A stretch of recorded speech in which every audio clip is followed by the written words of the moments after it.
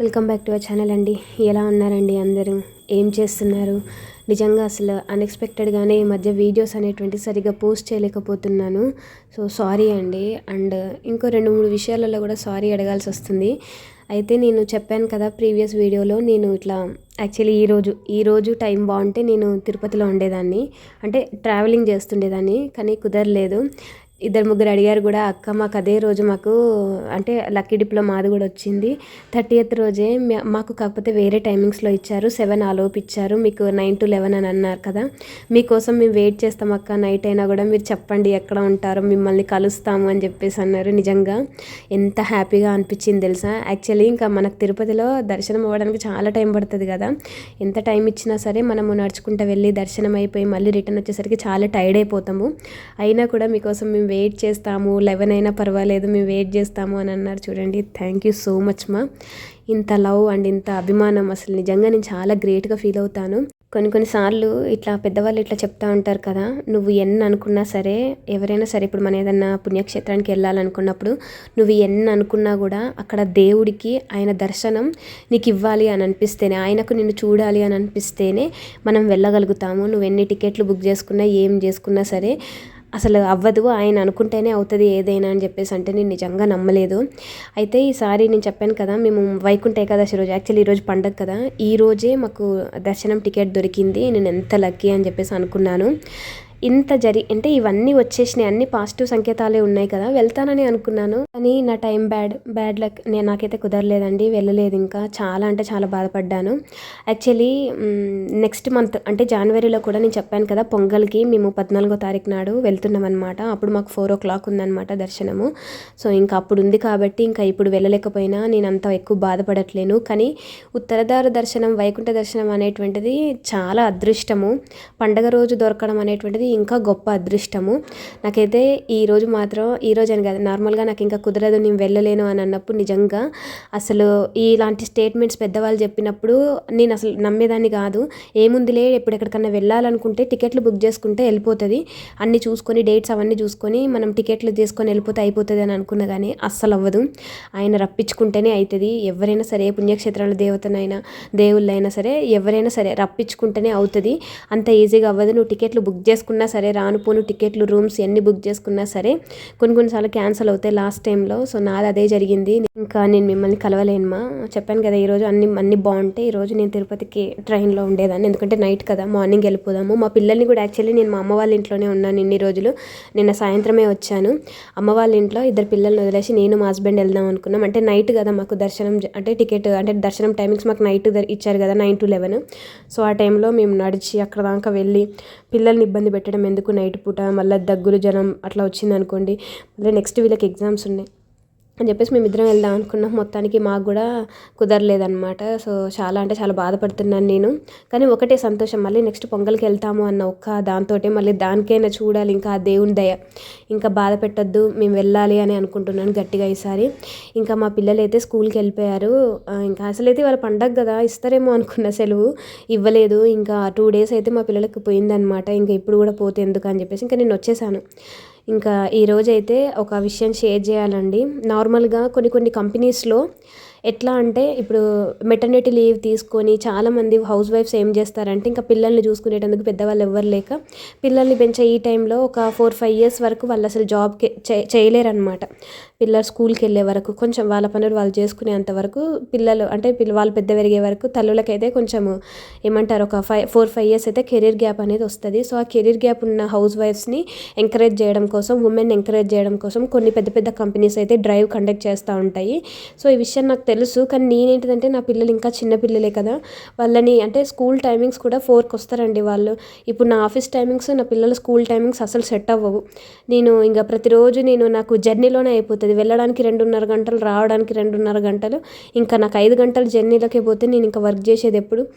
And ఈ మధ్యకాలంలో work from home కూడా లేవు ఎక్కువ అని చెప్పేసి నేను చాలామంది చెప్పినా కూడా నేను లైట్ తీసుకున్నాను. కానీ రీసెంట్గా నాకు మా సీనియర్ నుంచి రీసెంట్గా నేను చేసిన ప్రాజెక్ట్స్లో ప్రీవియస్ కంపెనీలో, సో నాకైతే మా సీనియర్ నుంచి అయితే ఫేస్బుక్ ద్వారా, పాపం నా నెంబర్ లేదంట, ఎప్పటి నుంచో కొన్ని ఇయర్స్ నుంచి అనుకుంటున్నారంట నాతో మాట్లాడదామని.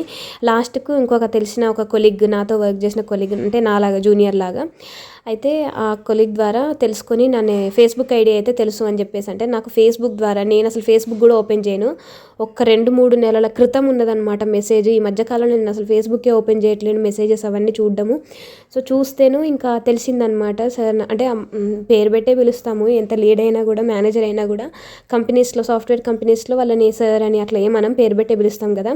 సో మా లీడ్ అయితే నాకు మెసేజ్ చేశారనమాట, ఇట్లా డ్రైవ్ జరుగుతుంది దీప్తి, నువ్వు రెజ్యూమ్ ఫార్వర్డ్ చేయి అని చెప్పేసి 2 నెలల క్రితం, ఎప్పుడో అక్టోబర్లోనైతే నాకు మెసేజ్ అయితే పెట్టున్నారనమాట. నేను సర్లే అని చెప్పేసి ఇప్పుడైనా అప్పటిది ఇప్పుడు ఉంటుందా, అయిపోయి ఉంటుందిలే అని చెప్పేసి అనుకున్నాను. నేను రిప్లై ఇచ్చాను, అయ్యో నేను మెసేజ్ ఇప్పుడు చూశానండి, మరి ఇప్పుడు ఉంటుందా, అయినా నాకు నా పిల్లల టైమింగ్స్తో సెట్ అవ్వదు, నాకు వాళ్ళు స్కూల్ నుంచి వచ్చేసరికి నేను ఇంట్లో లేకుండా వాళ్ళిద్దరిని ఎక్కడో, అంటే కొన్ని ఉంటాయి కదండి కొన్ని స్కూల్స్లో ఇట్లా డే కేర్ లాగా ఉంటాయి కదా, సో అందులో నేను వేయలేను, అట్లని ట్యూషన్ కూడా పంపలేను అని చెప్పేసి ఇలా చెప్పాను.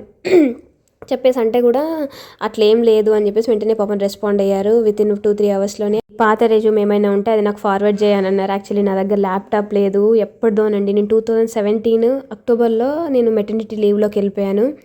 రెసిగ్నేషన్ పెట్టింది నేను 2018లో పెట్టాను. ఇంకా 2018లో కూడా నాకు మెటర్నిటీ లీవ్ అయిపోయిన తర్వాత కూడా ఒకసారి ఆఫీస్కి వెళ్ళి 17 ప్రెగ్నెన్సీ ఆ టైంలో నేను మెటర్నిటీ లీవ్లోకి వెళ్ళిపోయాను. 6 మంత్స్ అయిపోయిన తర్వాత మళ్ళీ 2018లో నేను ఆఫీస్కి వెళ్ళి నాకు ఇంకొక 6 మంత్స్ ఎక్స్ట్రా కావాలి అని చెప్పేసి అంటే ఓకే అని అన్నారు. నీకైతే శాలరీ రాదుమా, పోతుంది, మళ్ళీ నువ్వు ఆఫీస్లో మళ్ళీ రీజాయిన్ అయినా కూడా నీకు మళ్ళీ ప్రాజెక్ట్ రాదు, బెంచ్లోనే ఉంటావు అని అన్నారు. పర్లేదండి నాకు 6 మంత్స్ ఇవ్వండి, నాకు ఇట్లా పెద్దవాళ్ళు చూసుకునేటందుకు మా వాళ్ళు సరిగ్గా లేరు, హెల్త్ బాగాలేదు, నేనే చూసుకోవాలి అని అంటే పాపం చాలా చాలా కన్సర్న్ చూపించి నాకు ఒక 4 మంత్స్ ఇచ్చారు, 6 మంత్స్ ఇవ్వలేదు.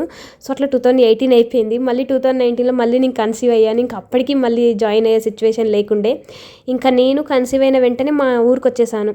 మా ఊరికి వచ్చేసిన తర్వాత ఇంకా నాకు కనెక్షన్స్ అనేటువంటివి లేవు. నాతో పాటు జాబ్ చేసిన వాళ్ళందరూ వేరే కంపెనీకి వెళ్ళిపోయారు. 2019 కొన్ని నెలలు అయిపోయిన తర్వాత ప్రెగ్నెన్సీలోనే ఒక 5th మంత్ ఆ టైంలో ఉన్నప్పుడు నేను ఆఫీస్కి వెళ్ళిపోయి ఇది నా పరిస్థితి. నేను అంటే అప్పుడు ఏమంటారంటే 2 months నోటీస్ పీరియడ్ వర్క్ చేయమని అంటారు. నోటీస్ పీరియడ్ అనేటువంటిది ఉంటుంది. అట్లీస్ట్ బెంచ్ అయినా పోవాలి, ఏమైనా చిన్న చిన్న వర్క్స్ ఏమైనా ఉంటే చెయ్యాలి. కానీ నాకు అది కూడా చేసే సిచ్యువేషన్ లేదు. అగైన్ నేను మళ్ళీ ప్రెగ్నెన్సీలో ఉన్నాను అని చెప్పేసి అనేసరికి పాపం చాలా కన్సర్న్ చేసి, లేడీస్ అనమాట, లేడీ హెచ్ఆర్స్ ఉంటారు. సో వాళ్ళు కొంచెం రిక్వెస్టింగ్గా నాకైతే మొత్తానికి రిజిగ్నేషన్ లెటర్ అయితే, నాకు ఎక్స్పీరియన్స్ లెటర్ అయితే ఇచ్చారనమాట. ఇంకా ఆఫీస్ ఐడి కార్డ్ అక్కడ ఇచ్చేసి తీసుకున్నాను. కంప్లీట్గా నాకు 4 years ఎక్స్పీరియన్స్ అయితే ఉందన్నమాట. సో అండ్ కంపెనీస్ కూడా ఎవరైతే ఉమెన్ని సపోర్ట్ చేస్తున్న వాళ్ళు ఉన్నారో, నేను చేసిన టెక్నాలజీ మీద ఏంటి ఒక 2 certifications అడుగుతారు. నేను చేసిన 2 certifications చాలా పెద్దవి. ఒకటేమో జూనియర్ లెవెల్, ఒకటేమో 10 years ఎక్స్పీరియన్స్ ఉన్న వాళ్ళు చేయాల్సిన సర్టిఫికేషన్ చేశానమాట నేను.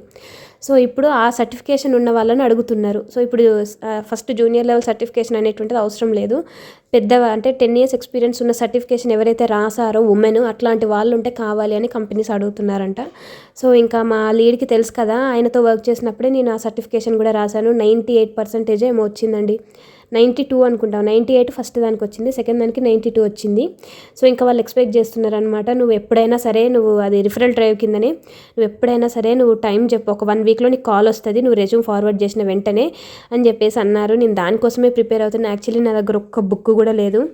ఇంకా నా పాత ఎక్స్పీరియన్స్ అంతా ఒకసారి రీకలెక్ట్ చేసుకొని ఎట్లా మాట్లాడాలి, నేను చెప్పిన నాకు ఏం గుర్తులేదండి అని చెప్పేసి అంటే, నువ్వు డేర్గా నువ్వు చేసిన వర్క్ నువ్వు చెప్పు, అంతే, ప్రాజెక్ట్ ఎక్స్ప్లెయిన్ చెయ్యి, తర్వాత నేను చూసుకుంటాను అని చెప్పేసి అయితే అన్నారు. చూడాలి, నాకైతే టైమింగ్స్ అయితే సెట్ అవ్వవు, కాకపోతే ఒకసారి ఇచ్చి చూద్దాము. చాలా ఇయర్స్ గ్యాప్ వచ్చింది కదా, 2017 అంటే ఒక 8 years దాటింది. సో చూడాలి, ఏం జరిగినా సరే నేను మీకు అప్డేట్ ఇస్తాను. కానీ అంత ఈజీగా అయితే నేను సాఫ్ట్వేర్ జాబ్ చేయలేను, బయటికి వెళ్ళలేను. ఒకవేళ వర్క్ ఫ్రమ్ హోమ్ ఆప్షన్ ఇస్తే నేను చేస్తాను అని చెప్పేసి చెప్తాను. అంతేనండి, ఎందుకో ఒకసారి మీతో షేర్ చేయాలనిపించింది.